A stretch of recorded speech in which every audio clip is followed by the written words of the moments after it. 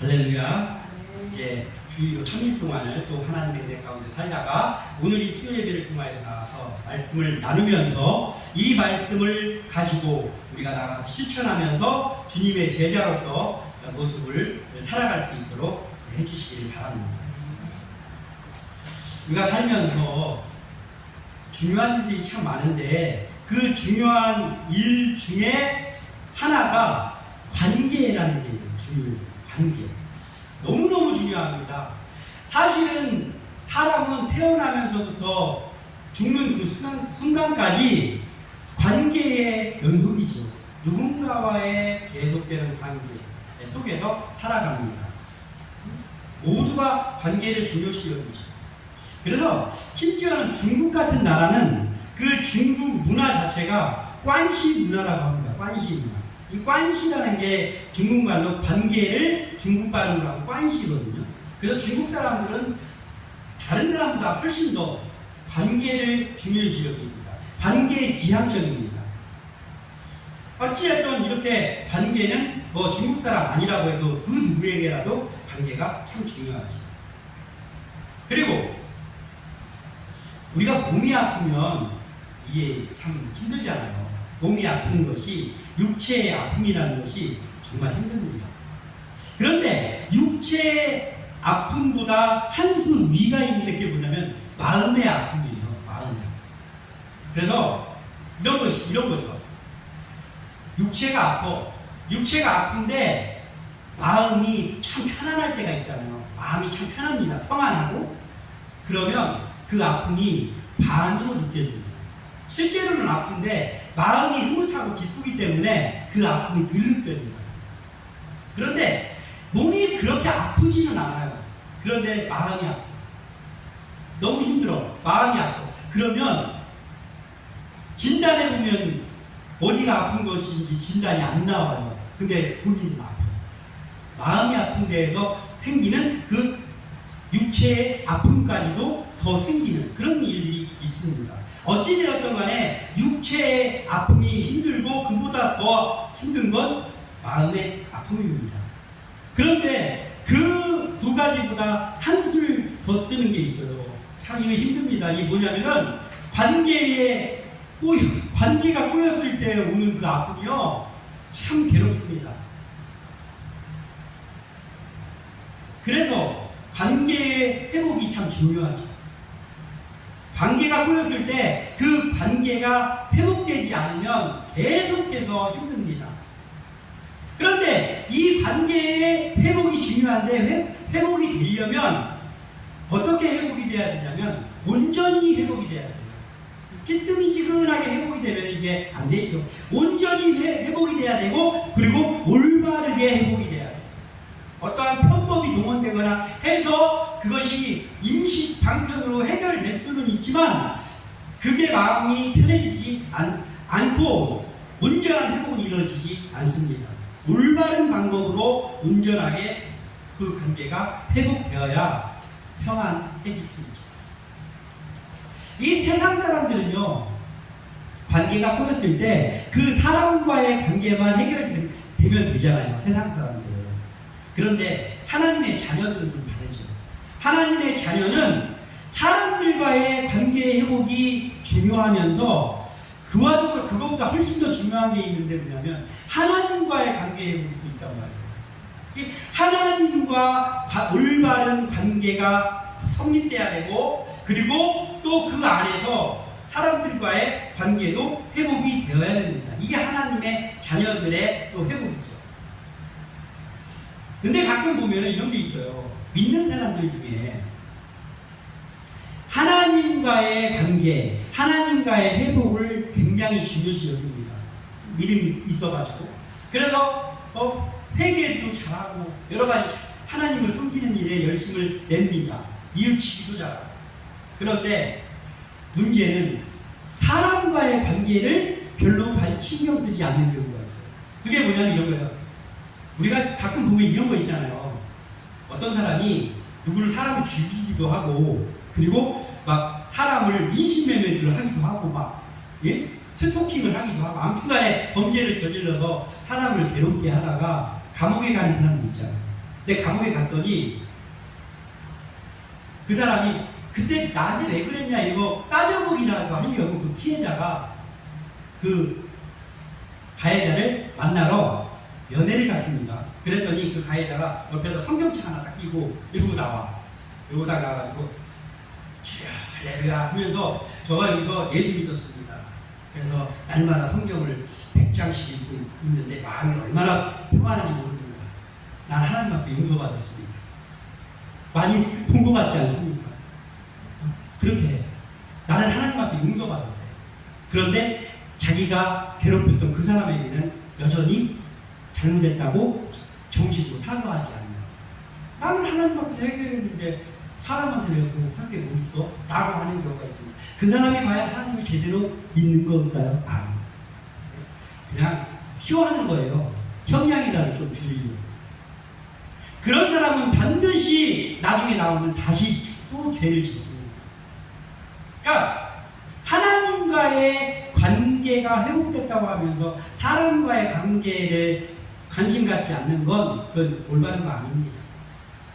사람한테 고마움을 표하고 관계를 회복하고 그것에서 매우 잘하는데 하나님과의 관계 회복에 힘쓰지 않는 것 그건 더욱 문제죠.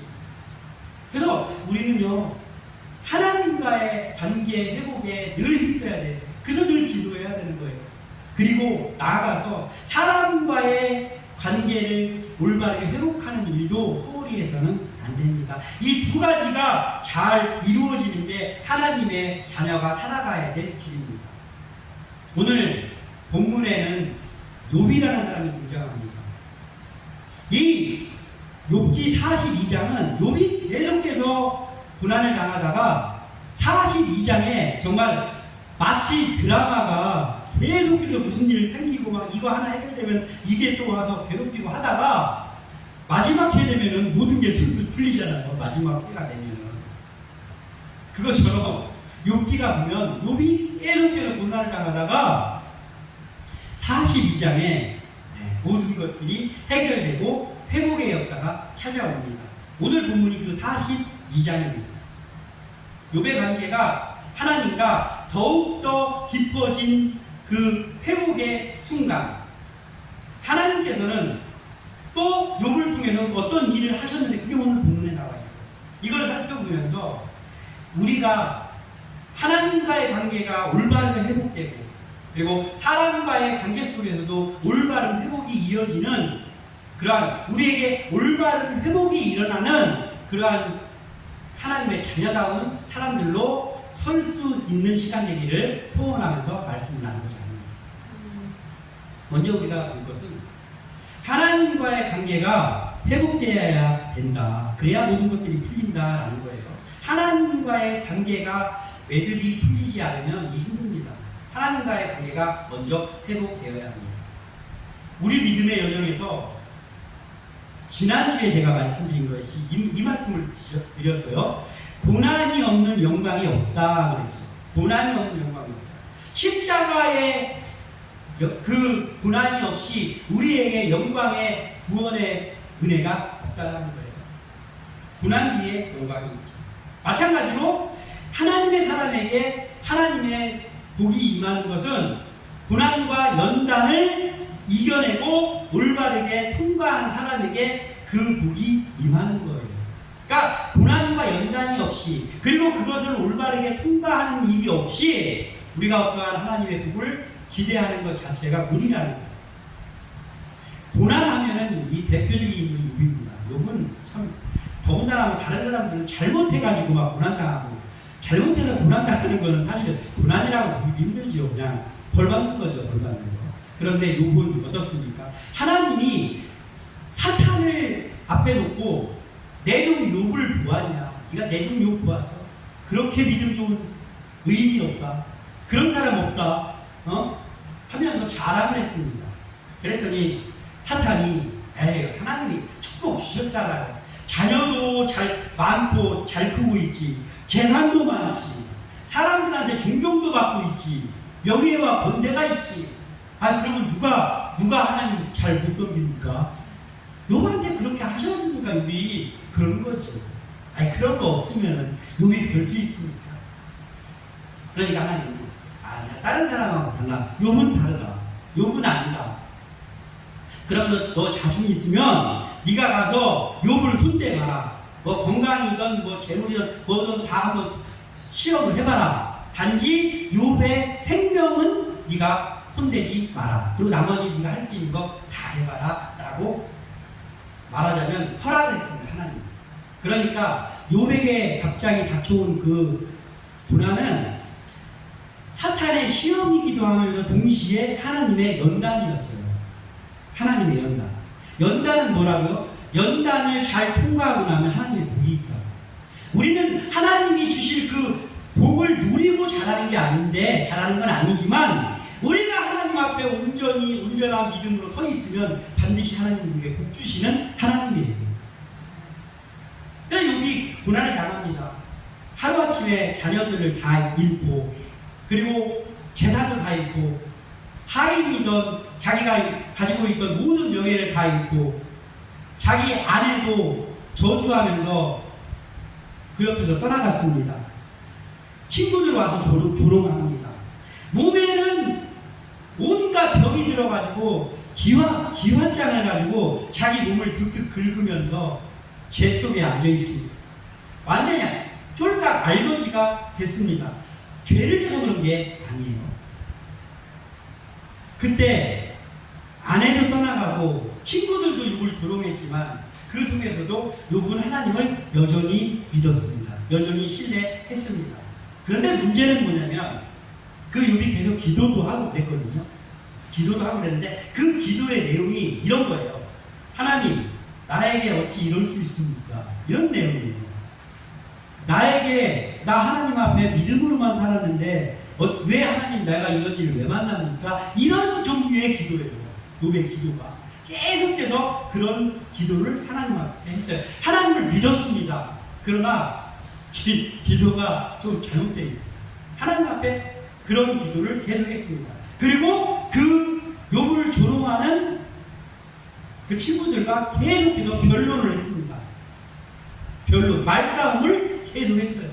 욥이 왜 그랬을까? 욥의 마음속에 나는 온전하다라는 그 교만 아닌 교만이 욥의 마음속에도 자리 잡고 있었던 거예요. 내가 하나님을 남들보다 훨씬 잘 믿었는데 어찌 나에게 이런 일이 있는가? 그런 마음이 욥에게 있는 거예요. 우리의 마음 가끔 그럴 때 없습니다. 내가 다른 사람에 비해서 믿음이 훨씬 더 좋은 것 같고, 내가 하나님 앞에 훨씬 더 믿음이 있는 것 같고, 그런 생각이 내 속에 있지는 않느냐 말이에요. 그러면 뭔가가 잘못되어 있는 겁니다. 아무리 믿음이 있다고 해도 그런 마음이 있다고 하면 나는 지금 잘못되어 있는 것입니다. 우리가 이걸 살펴봐요. 그러면 그런 마음을 가지고 하는 기도는 온전한 기도가 될 수가 없죠. 뭔가가 삐뚤어진 기도를 합니다. 하나님에게조차 그러한 모습을 보이게 됩니다. 누가복음 18장 11절에서 12절에 이런 말씀이 있습니다. 바리새인은 서서 따로 기도하여 이르되 하나님이여 나는 다른 사람들 곧 소색, 불의, 간음을 하는 자들과 같지 아니하고 이 세리와도 같지 아니함을 감사하나이다. 교만하게 하려고 했어요. 나는 일에 2번씩 금식하고 또 소득의 11조를 드리나이다 하고. 이게 누구의 기도냐면 바리새인의 기도입니다. 바리새인이 이렇게 기도했어요. 하나님 앞에 기도를 했다고. 하나님 예배에 안 나오는 게 아니에요. 누구보다 열심히 해요. 누구보다 열심히 예배하는 사람들입니다. 바리새인입니다. 그러면서 하나님, 저는 이 죄인들 지금으로 말하는 거예요. 아유, 격주제로 빠지고 주일예배 격주제로 빠지고 하는 이 사람들, 이 믿음 없는 사람들, 이 사람들하고 같지가 않아요. 저는요, 철야기도 한다면 철야기도 다 나오고 새벽기도 개근하고 성가대회 찬양회 모든 거 다 하고 있습니다. 하나님, 이런 기도에 이런 기도 많이 있습니다. 교회에서 참 많이 있어요. 이렇게 기도하는 거예요.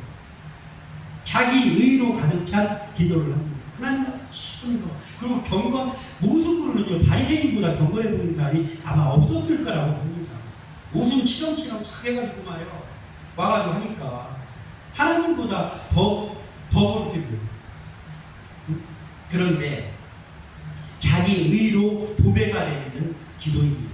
그들을 향하여서 예수님이 뭐라고 말씀하시냐면, 야, 이 독사의 자식들아, 독사의 자식들아. 그뿐이 아니라 내가 너희들을 나중에 천국문 앞에서 너희들 도무지 모르겠다 이렇게 하겠다는 거예요.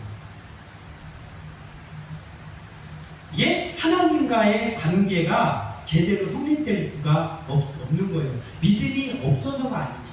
믿음이 있어도 잘못되어 있는 기도, 잘못되어 있는 하나님 앞에 잘못되어 있는 모습으로 나가고 있으면서도 내가 믿음으로 제대로 서 있다라고 생각하면, 착각에 빠지면 이렇게 된다는 거예요. 욥이 뭐 이렇게까지 얘기할 정도는 아니었지만 욥이 고난 가운데에서 아직도 욥의 의가 그 마음속에 있었단 말이에요. 욥이 억울하다고 생각했어요. 나 억울합니다.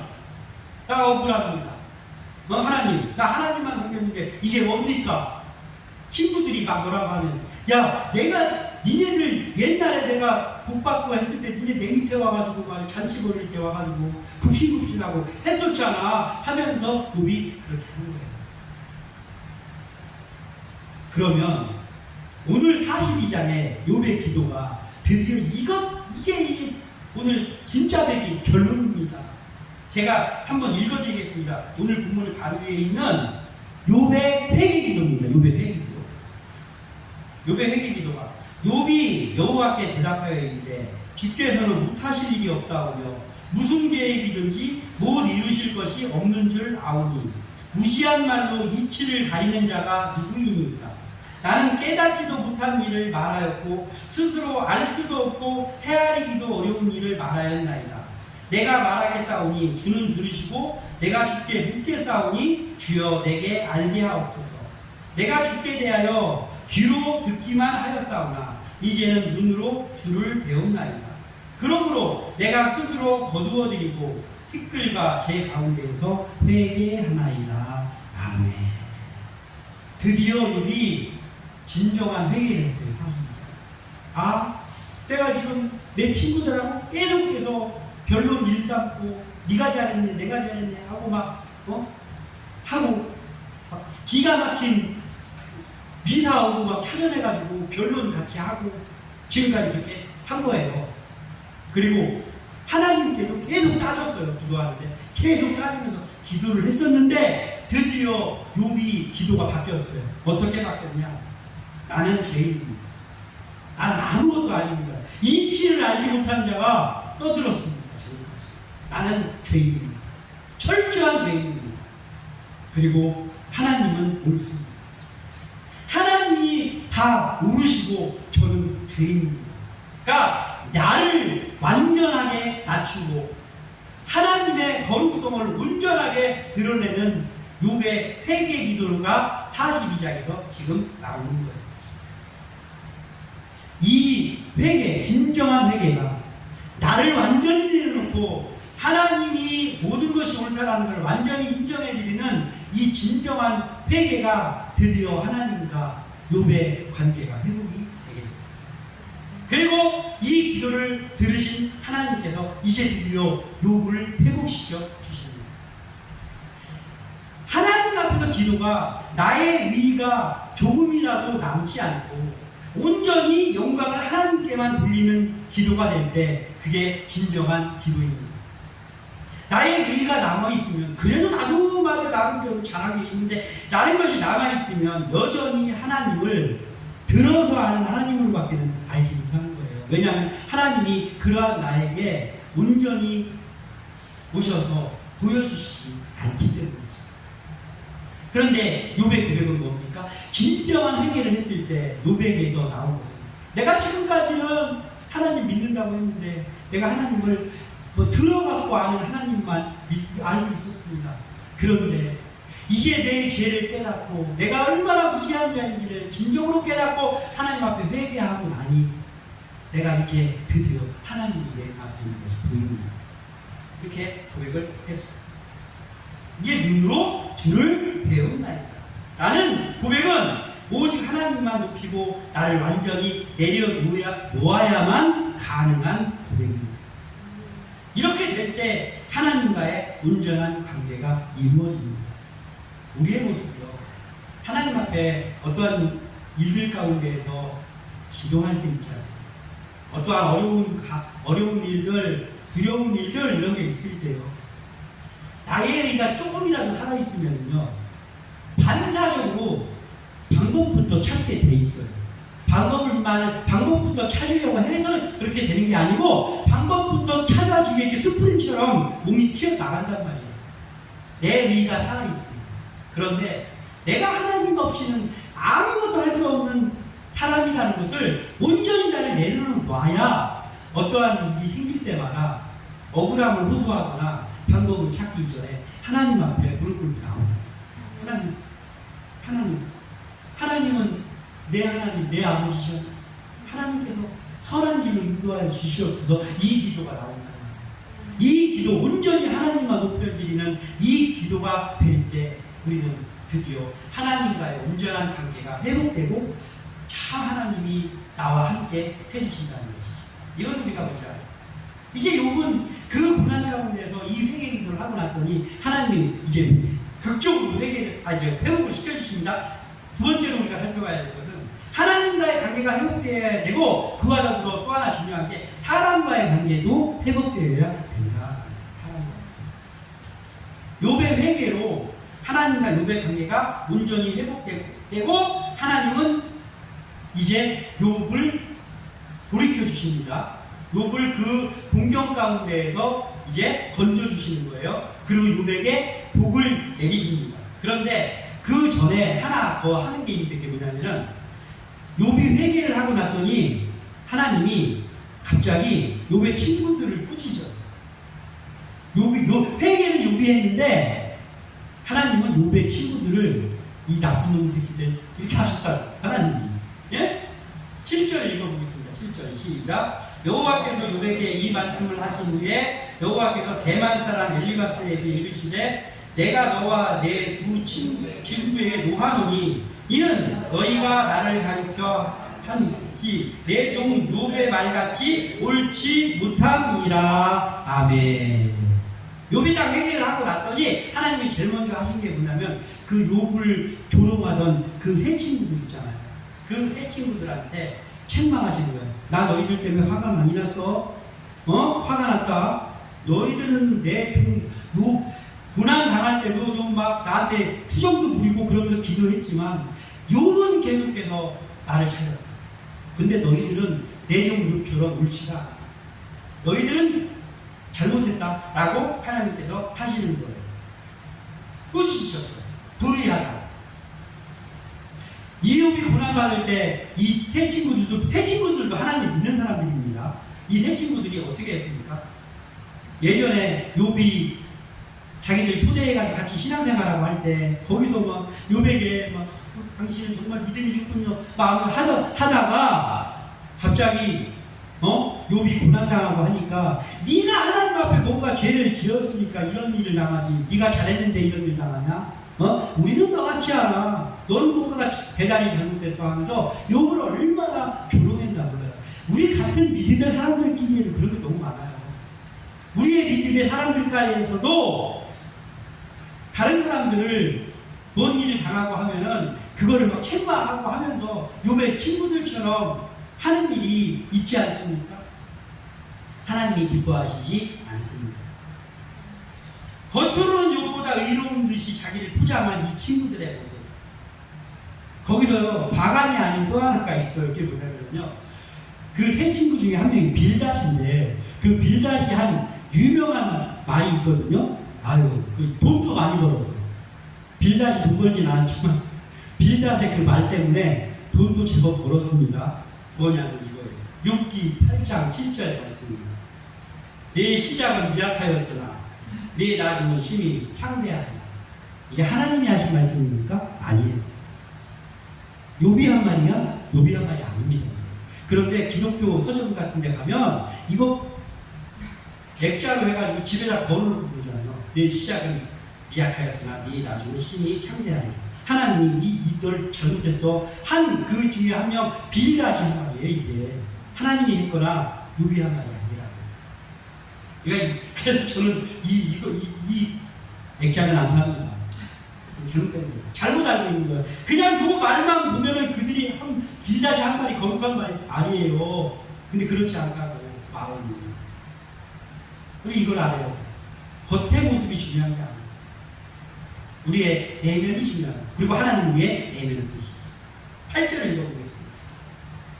그런즉 너희는 수소 7과 순양 7을 가지고 내 종 욥에게 가서 너희를 위하여 번제를 드리라. 내 종 욥이 너희를 위하여 기도할 것인즉 내가 그를 기쁘게 받으리니 너희가 우매한 만큼 너희에게 갚지 아니하리라. 이는 너희가 나를 가리켜 말한 것이 내 종 욥의 말같이 옳지 못함이라. 아멘. 하나님이 이렇게 하시는 거예요. 이 의롭지 못한 친구들을 향한 용서. 친구들을 용서하겠다는 거예요. 근데 용서하는데 너희들 나한테 파니 너희들도 회개해 요처럼. 그럼 내가 용서할게. 이게 아니라서 그러니까. 하나님도 그런 분 아닙니까?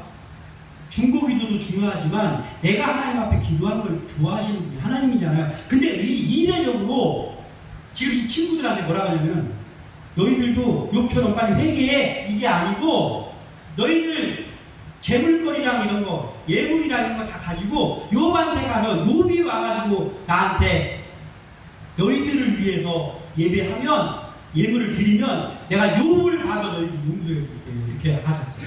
하나님. 그러니까 그들은 지금 욥과 관계를 회복하라는 거예요. 니네가 지금까지 뭐 한 거야? 욥은 나에게 회개를 했고 욥하고도 그 사람들이 회복을 하라는 거예요. 관계를. 잘못했다고 회개하고 잘못했다고 욥한테도 사과하고 하나님한테만 와서 예물 드리는 게 아니라 잘못한 것이 있으면 사람 앞에 가서 잘못했다고 인정하고 그리고 그 욥이 순전한 욥이 그들을 대신해서 기도하면 그때 너희들을 용서해 주겠다는 거예요. 이게 참 이례적인 내용입니다. 하나님은 당사자가 기도와 회개 기도 하는 걸 받으시잖아요. 근데 이렇게 하는 거예요. 하나님이 이처럼 사람 간의 관계도 중요하게 여긴다. 우리가 누군가에게 실수하고 할 때도 있잖아요. 근데 하나님 앞에 회개해서 알고 봤더니 내가 이 사람한테 잘못했구나 하면 회개하고 그걸 끝나지 마고요. 나하고 틀어진 건 좀 있지만 나하고 관계가 여전히 진행되는 사람이라고 하면요. 가서 하다못해 커피라도 한잔 사주면서 내가 저번에 미안했어. 회개를. 잘못했다고 사과를 하라고. 그냥 하나님한테 했으니까 끝이라고 하지 말고. 하나님과의 관계 회복만큼 중요한 것이 사람과의 관계의 회복입니다. 근데 대부분 그렇지 않을 때가 많아요. 자존심 상해가지고. 하나님께 기도하고 하나님께 용서 받았어 하고 끝나. 근데 사람에게 내가 지은 그러한 일이라고 한다면 그 사람에게도 가서 잘못하면 잘못했다고 하고 회개해야 되는 거. 그걸 하나님이 기뻐하십니다. 욥의 친구들에게 그걸 원하신 거예요.